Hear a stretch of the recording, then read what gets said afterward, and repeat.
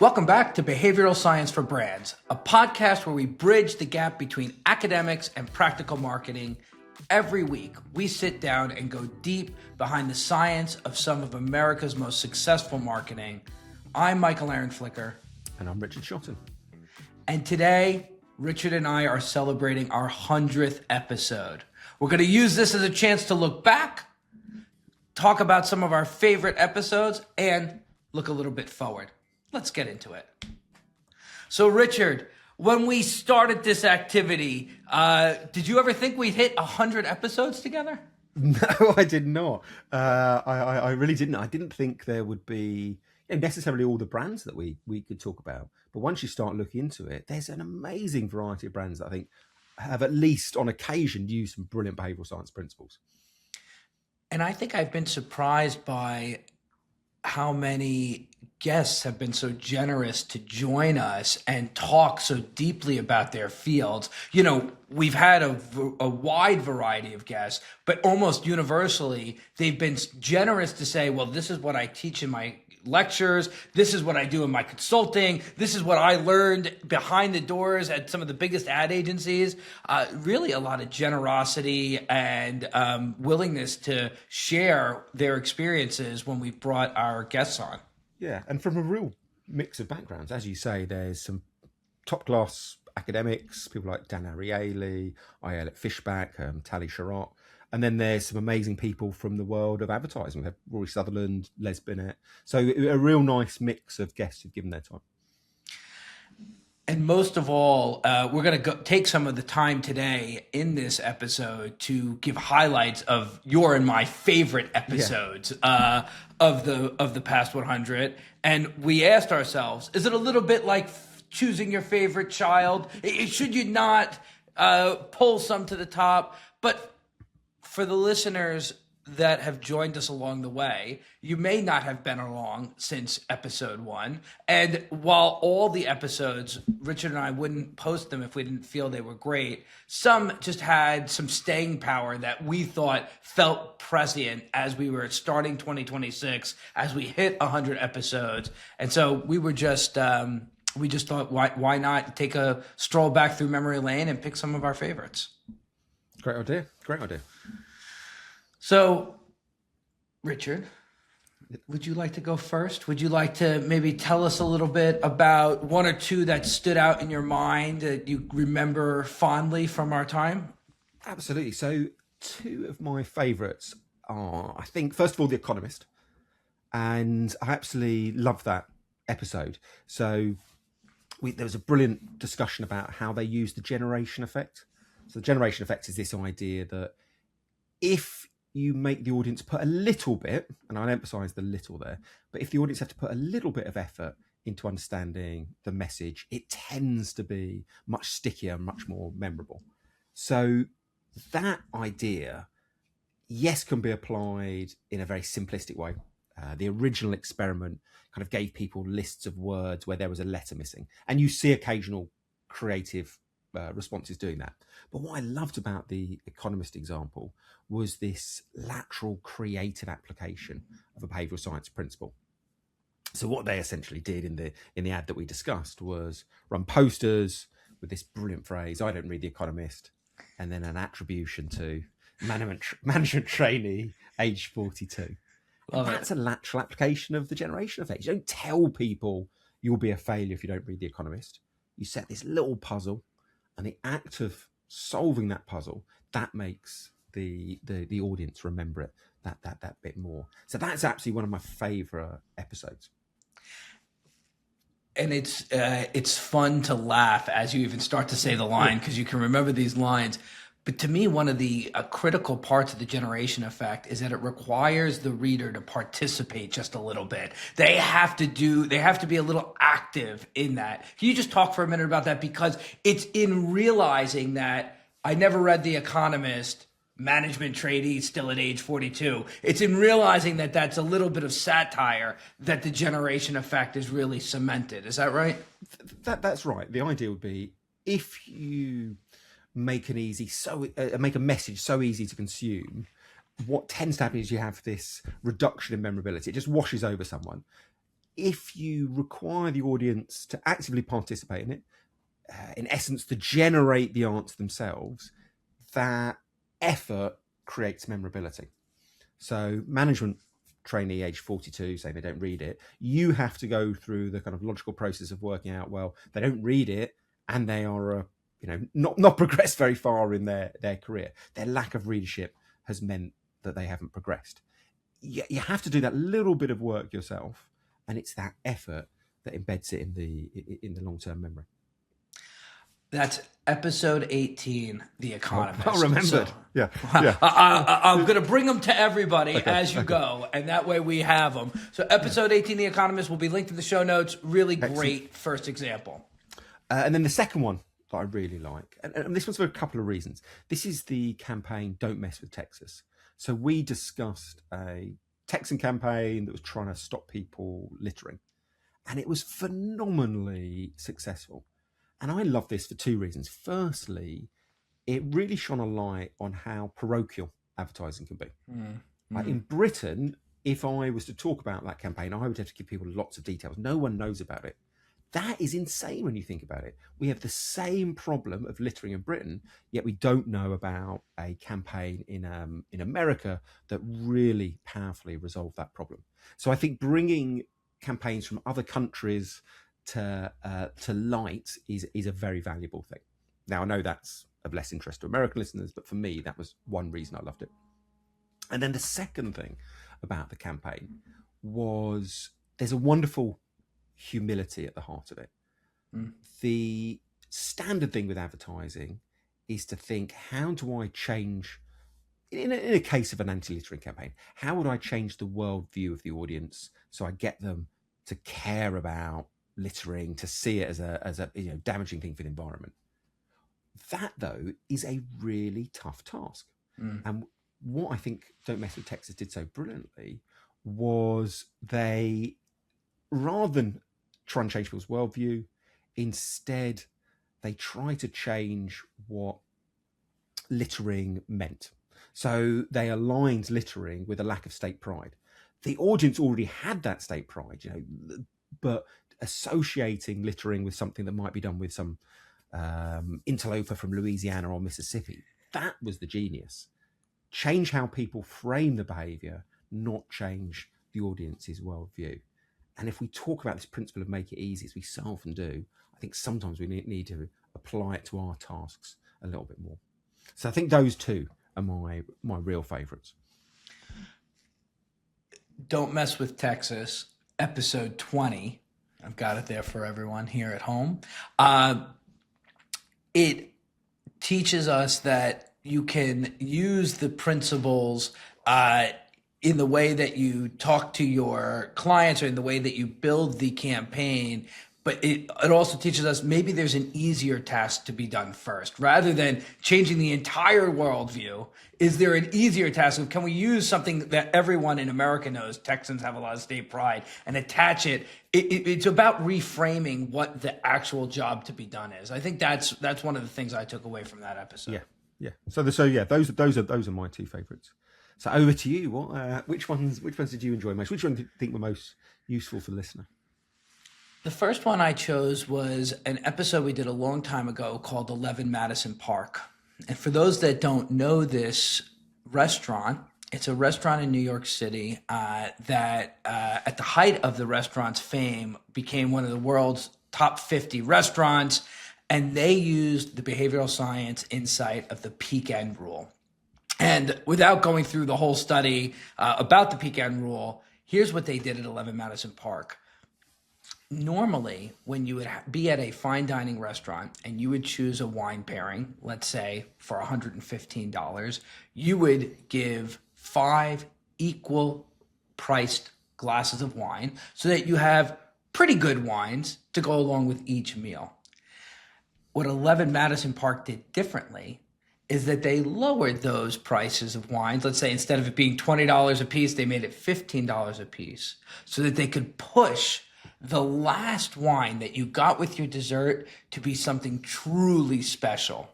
And Will Guidara, who was in charge of the front of house at times, said, this was his quote, "If you love wine, It's always exciting to drink a Grand Cru Burgundy, but the chance to do so almost never happens during an ordinary wine pairing. So imagine how excited our guests were when we did it. Our approach gave us the ability to surprise and delight everyone who ordered those pairings, making it an experience they would never forget.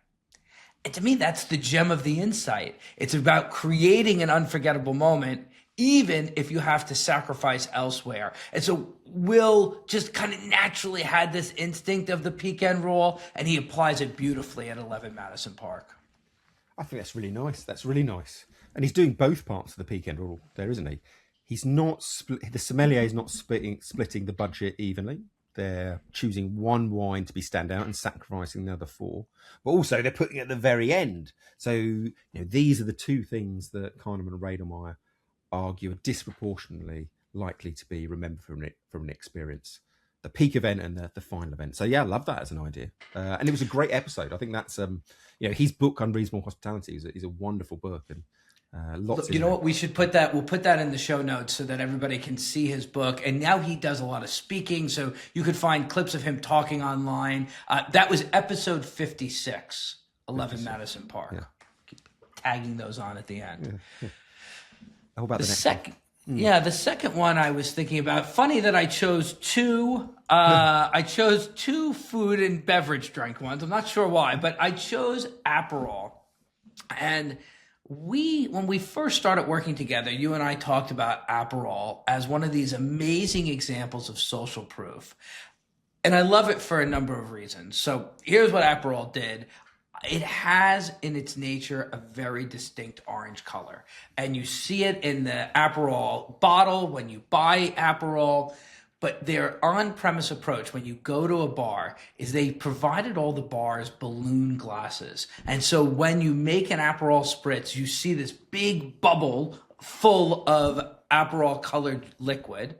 Then they gave the bartenders Aperol umbrellas, these little drink umbrellas that they pop up and put right into the drink. And then, like most alcohol brands, they also gave picnic umbrellas and other accoutrements for the bar. All together, you get this kind of overwhelming effect of this orange color everywhere you look in the bar. And that made their popularity feel like you're discovering it yourself. So imagine you're walking up to the bar, it's crowded, you're waiting for the bartender to come to you, and now it's time to order, and the bartender says, "What do you want?" And you just see this orange color everywhere. You're much more likely to order an Aperol spritz. And to me, that really creates this idea that it was even more popular than it might be. Because telling in another colored glass, if it was Jack Daniels or Jim Beam, Grey Goose vodka or Kettle One, all of their popularity is hidden, not just by the color of the liquid, but by the glassware and the other things they put in the bar. Aperol really intentionally focused on making its popularity seen. Yeah, that's one of my favourite episodes. I think it's a brilliant one because we talk so often about social proof and directly stating popularity. All these ads that might go out and say, we're the nation's favourite bourbon or the nation's favourite washing powder. I think Aperol just pushes it on to another level by rather than just stating explicitly popularity, they imply popularity by making consumption so distinctive. They looked like they're a massive brand before they were. So yeah, absolutely. I love Aperol as an example. That's well worth a listen to. And the Kaiser study is a really clever one to prove it.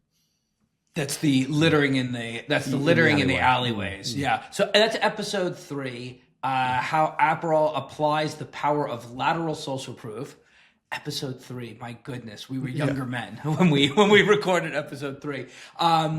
In the show notes of that episode, I believe we have the Google search trends. It's really a very lovely case study to see how they roll out this campaign, and you could see independent proof of the popularity that they were driving, and a bunch of other elements to that. So a lovely episode and a great case study for anyone trying to see examples of social proof being done well in the market.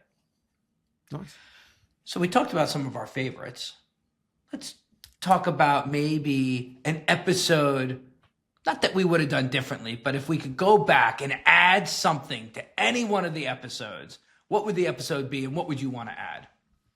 So in fact, the earliest episode we did was Guinness, and it's a great history of a brand. It's got this amazing use of various different biases. And we talk a lot about the pratfall effect. So this idea that if you admit to a flaw, you make yourself, it's a person doing it, or your brand more appealing.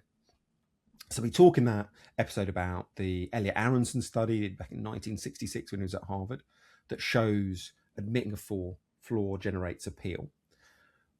But we did quite a short episode for that. And I think if we were doing it again, I would do a longer episode and focus more on what type of flaw should you admit. And there's some amazing work by Gerd Bonner at Bielefeld University that looks into this. So 2003 study, Bonner recruits 131 people, randomizes them into one of three groups, and he shows them an ad for a restaurant. Now, sometimes the ad just makes a positive claim. It says it has an amazing, cozy atmosphere.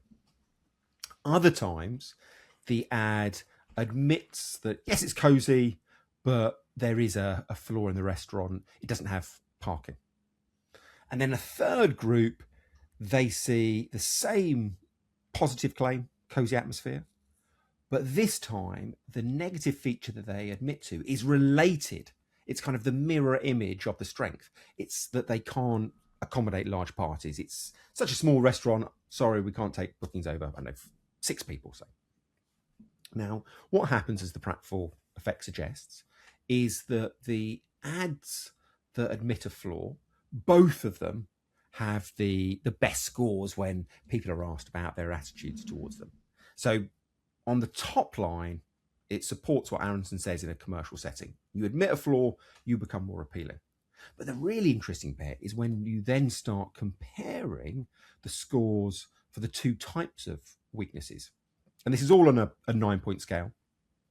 What Bonner finds is that the people who see the ad that has the related flaw, they rate the restaurant best of all.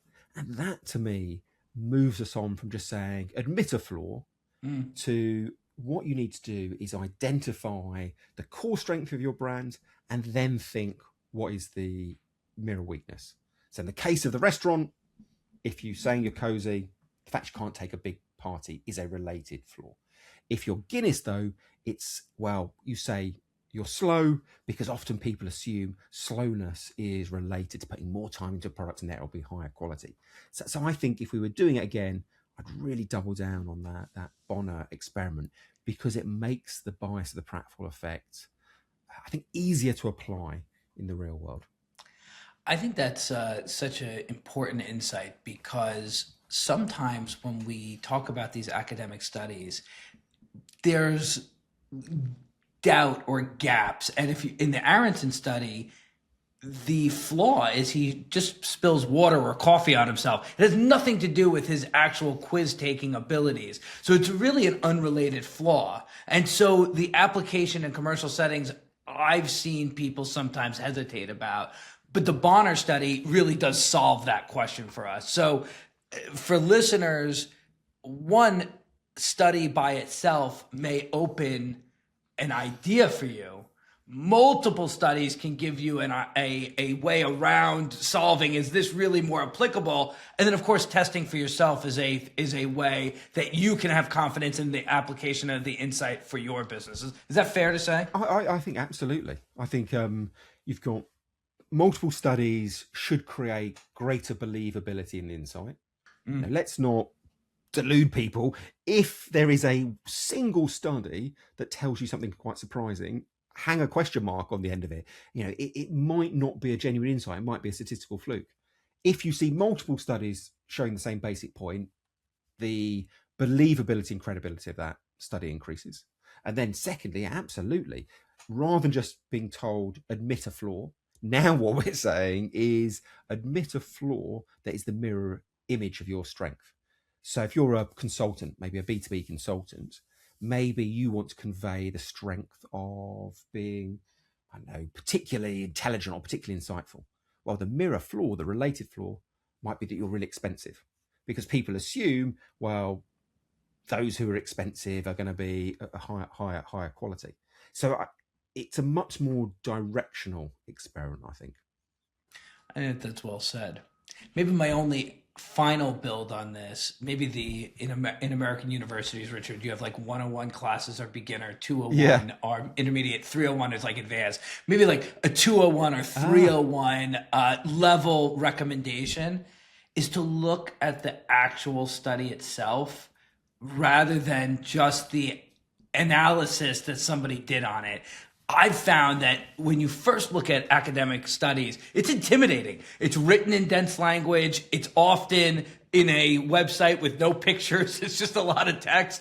But when you read exactly how they set it up, and when you read about exactly the questions they asked and the responses they got, it gives you a lot more context to how you might apply it to your brand, to your business challenge. So all of these podcasts, ours included, all of the books give you good wayfinding, but maybe the more advanced application of this is take a read at some of these studies. They're not always so impossible to penetrate, and you really get a lot more color and richness. Absolutely. And Aronson's study is an example of that. The headline finding that often gets repeated is admit a flaw and you get higher status. Aronson probes that and puts a little bit of a nuance on it, which is if you have high status and you admit a flaw, you become more desirable. He shows that if you're a bit of a buffoon, if you are seen to be a bit stupid and you spill a cup of coffee down yourself, you actually make the situation worse. So absolutely, there's always these layers within layers. Yeah, and isn't that the fun of this field? Isn't that like the joy of it? Is that it gives you insights into how humans may act, how consumers might buy, but actually there's a lot more to uncover, and there's always deeper layers. Is it Dostoevsky who says there's layers of an onion? You got to keep peeling the onion back to get to the heart of humanity. That may be the only Dostoevsky quote I remember from university, but I believe it was him. You could attribute anything to Dostoevsky, and I'd have no clue if you'll make it up or not. So just pepper it in from now on. Okay, so we have started with a few of our favourite episodes, and well worth going back and listening to those. What we've also done, though, is interview people. So often some brilliant strategists, creatives, but also academics. Have there been any ones that particularly stood out to you in terms of those interviews? When we planned for this part of the episode, there was just 3 interviews that I could recall moments of them, like in an instant. And I thought I'd share those because they're top of mind and they had lasting impact for me. So they may have lasting impact for others. So the first one is from a Oxford University professor named Charles Spence. And he's the author of Gastrophysics, and he's an expert on the science of taste appeal. At first, I thought to myself, how will we use what he has to talk about? And then in his very first experiment that he talked about, he takes his university students, he puts them into a soundproof room, and he has them munch or crunch on Pringles chips. But they're wearing headphones, and he alters the sound of the bite that they're making. And depending on the sound that he changes, he can get them to rate the freshness and the crispiness of the chip by up to 15% more. And so it really speaks to how sound changes our perception of taste. And then he talks about how rounder chocolate pieces are assumed to be more sweet, how your visual changes the way you taste. And you've heard people say you taste with your eyes and your nose before you taste with your mouth, but he added a lot of science and academic rigor around that. So that was number 1 for me. I really love that one. Yeah, and if you're going to, I mean, he almost invented this subfield of psychology, how the perceptions in one sense, like weight or sight or smell, affect perceptions in another. So hearing from him directly, all those studies, that was a genuinely amazing interview. I think he's very, very impressive. And you made the mention of Gastrophysics, his book. I think that we'll stick that in the show notes, because that's well worth reading if anyone enjoyed the episode. So that's episode 60. Just to call it out as we go. I'm just doing a little search on the side as we go. Yeah. Next episode was with Les Binet, who, if you are in the field of marketing or advertising, especially if you have an interest in advertising effectiveness, I would say he is one of the industry's most effective leaders, most well-regarded leaders. He's the co-author of a number of white papers. The one we focused on was the long and the short of it, the secrets behind advertising effectiveness. And it was a lovely talk. And Richard, you and I decided to approach that interview with Les to get his biggest ideas on the table and teach them to our listeners. And that was great. And at the very end, he raises a concept that he's said, I've been thinking a lot about this. And he says, I wonder how branding reduces price sensitivity. Everybody's looking for brands to increase recall, increase intent to purchase, actually increase buying.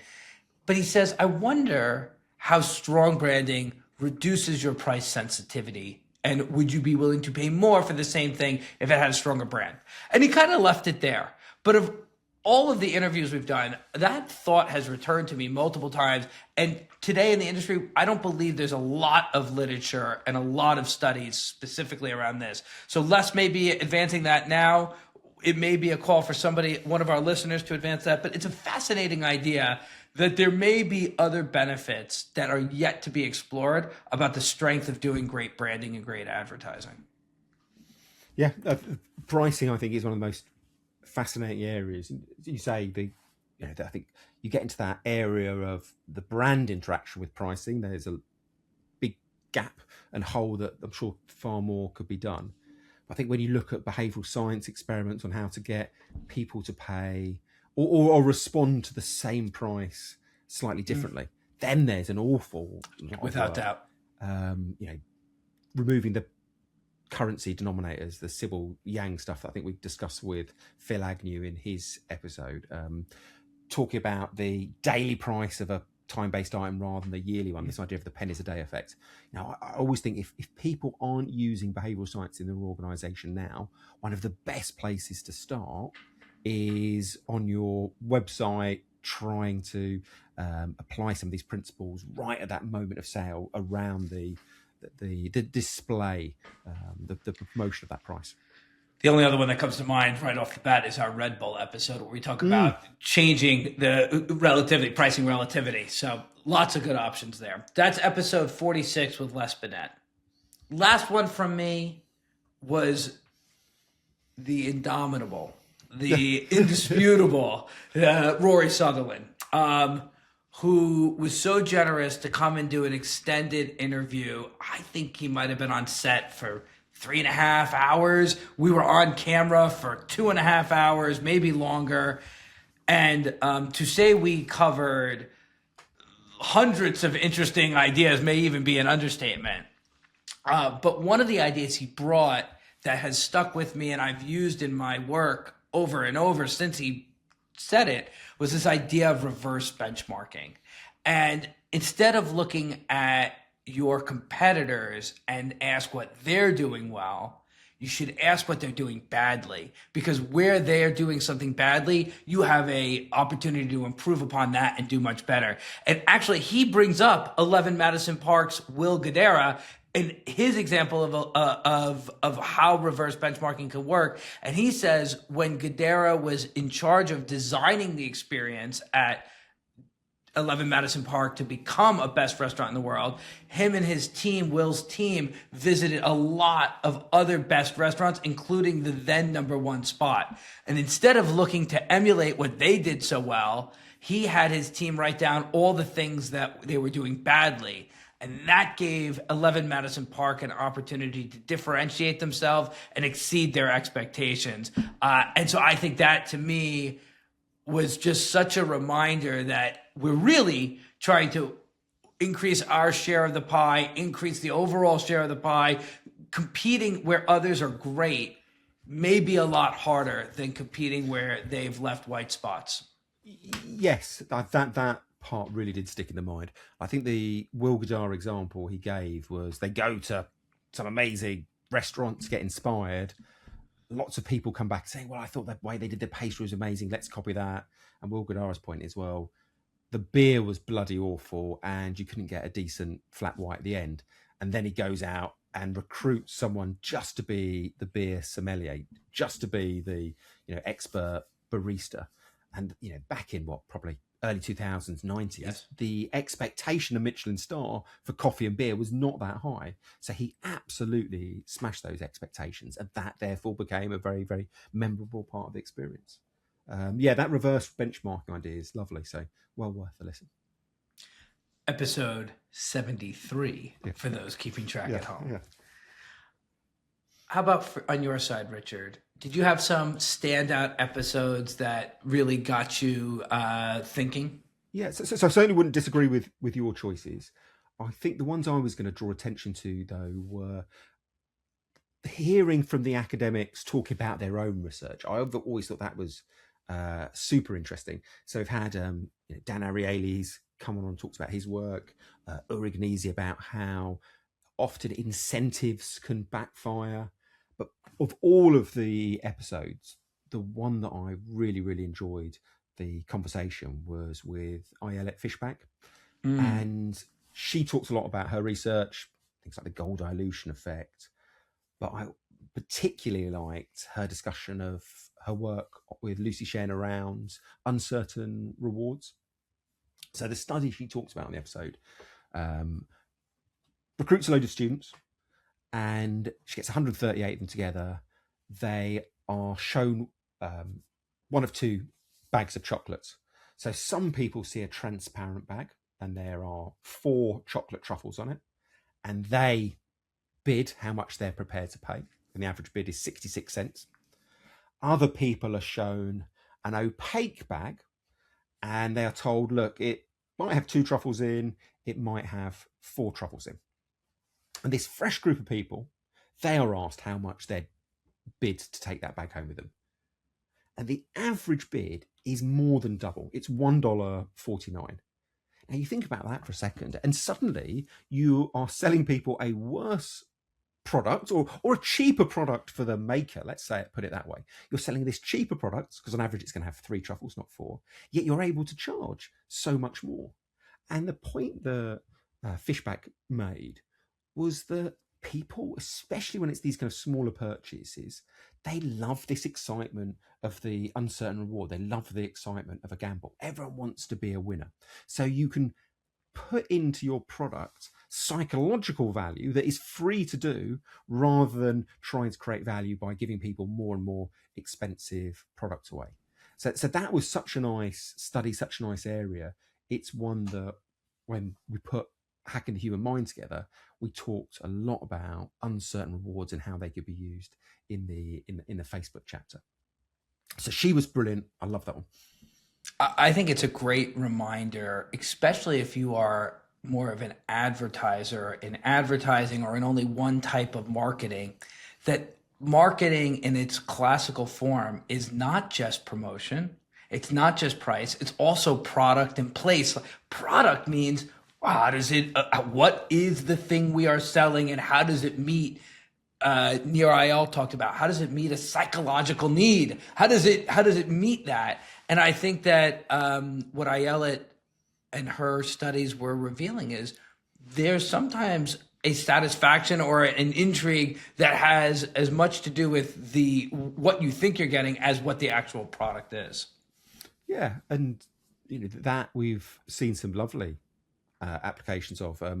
The Can't remember if we talked about this in the Rory episode, but we've certainly spoke about on some of the episodes, which was the English curry chain applying this principle.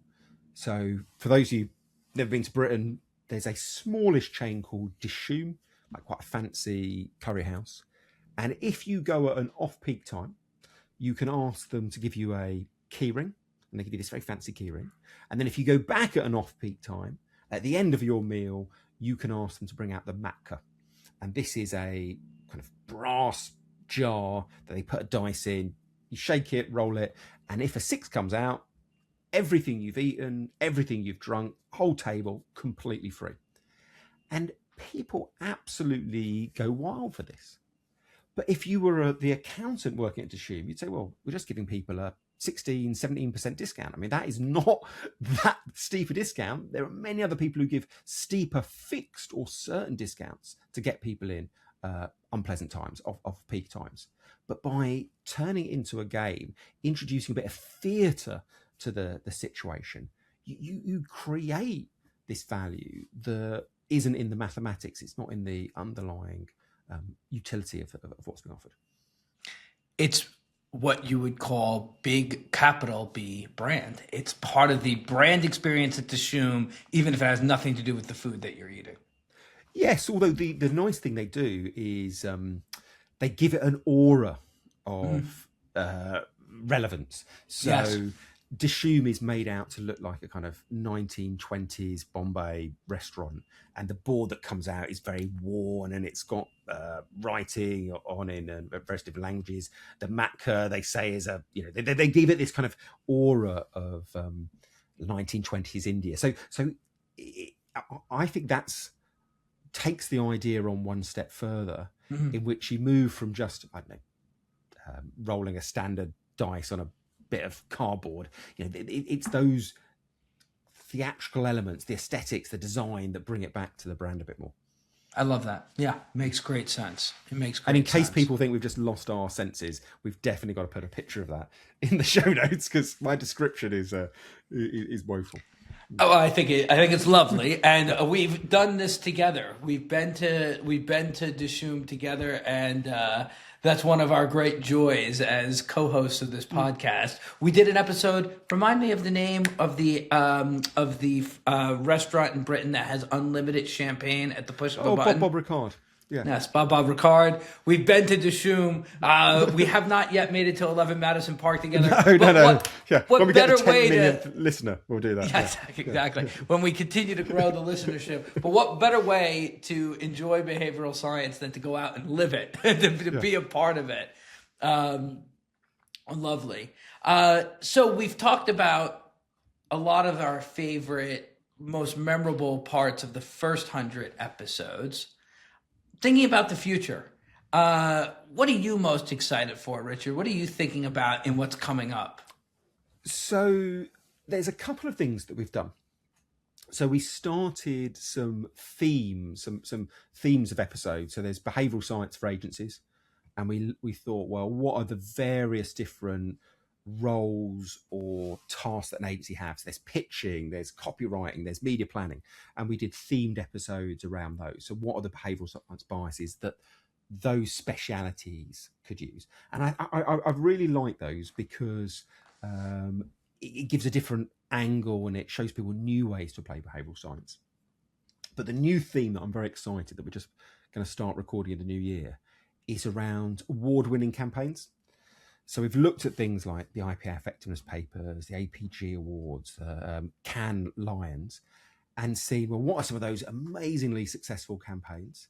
And then unpicked what are the behavioural science principles behind them.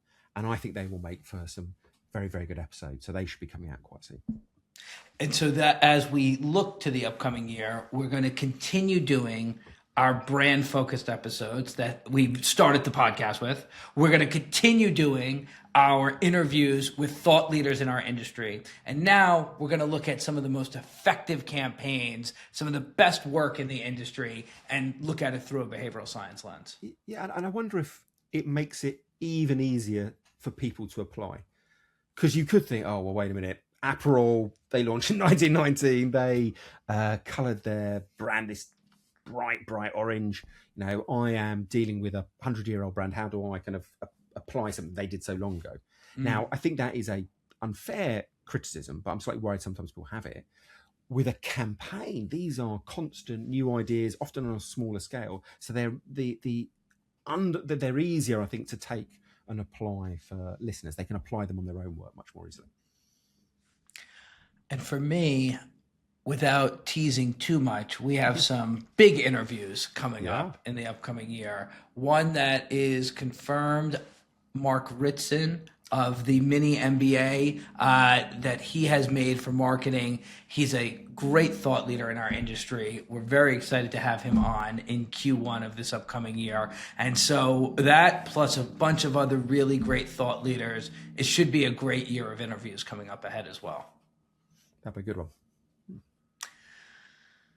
So as we come to a close, Richard and I wanted to say thank you to everyone who's helped build behavioral science for brands to what it is today. Getting to 100 episodes wouldn't have been possible without everyone who's been listening and giving their comments, connecting with us on LinkedIn, and really helping make sure that what we're doing adds value to your work and to your careers.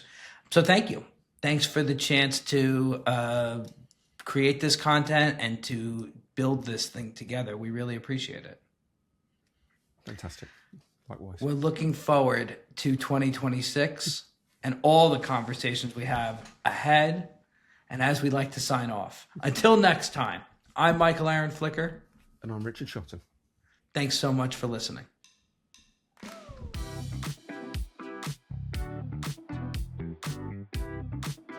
Behavioral Science for Brands is brought to you by Method One. Recognized as one of the fastest growing companies in America for the third year in a row, featured on Inc.'s 5,000 list.